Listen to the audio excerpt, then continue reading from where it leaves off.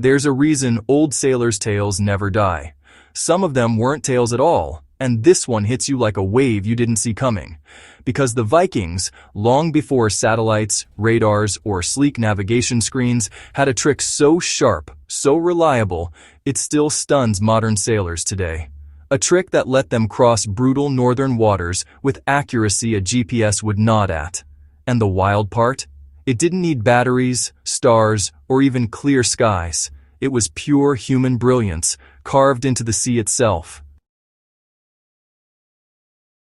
Welcome back to History's Survival Code, where we dig out the forgotten tools, the buried hacks, and the lost methods that helped humans push through storms, literal and historic. Today we're diving into a navigation secret that explains how Vikings managed to travel thousands of miles, strike with precision, and return home without ever getting lost. Let's break open the lost Viking sea map trick that guided ships like a quiet, ancient autopilot. The first thing to understand is this. Vikings weren't wandering barbarians drifting lucky across oceans. They were deliberate, skilled, calculated. Their world was water, and they learned to read it the way a hunter reads footprints. To a Viking navigator, the sea wasn't chaos. It was clues, layers, patterns.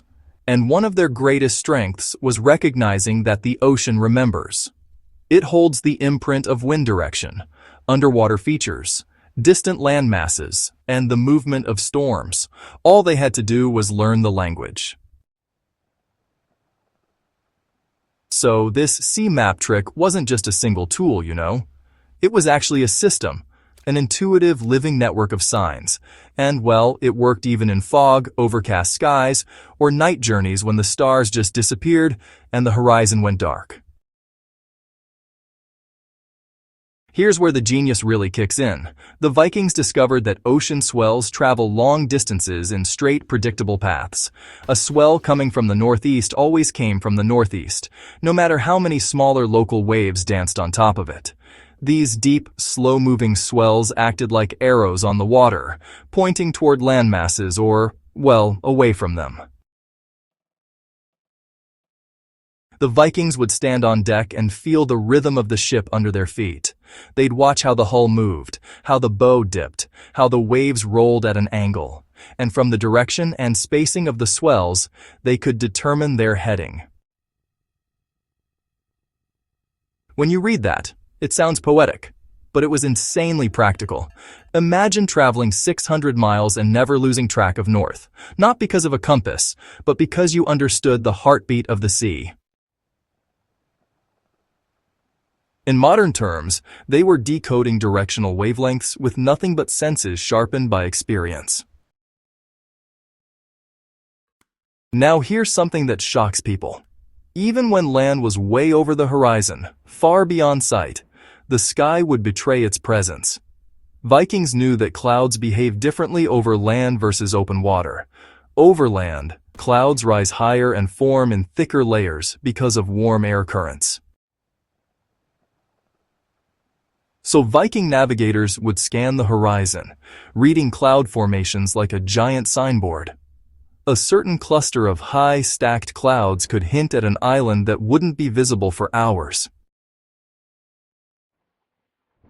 And when the sun played hide-and-seek behind thick northern clouds, they pulled out another special method, a visual trick that acted like a primitive radar. Even without clear sunlight, Vikings used reflected light in the sky to locate the sun's direction. They studied the brightness gradient, subtle shifts in how the sky glowed, almost like detecting a hidden lamp behind a curtain. With practice, they could identify which side was brighter and use that to maintain east-west alignment. Some historians believe that wooden sun compasses, paired with this technique, helped them maintain long, straight routes. This wasn't myth. Archaeologists found fragments of these compass tools on Greenland, calibrated for high-latitude journeys where the sun barely rises.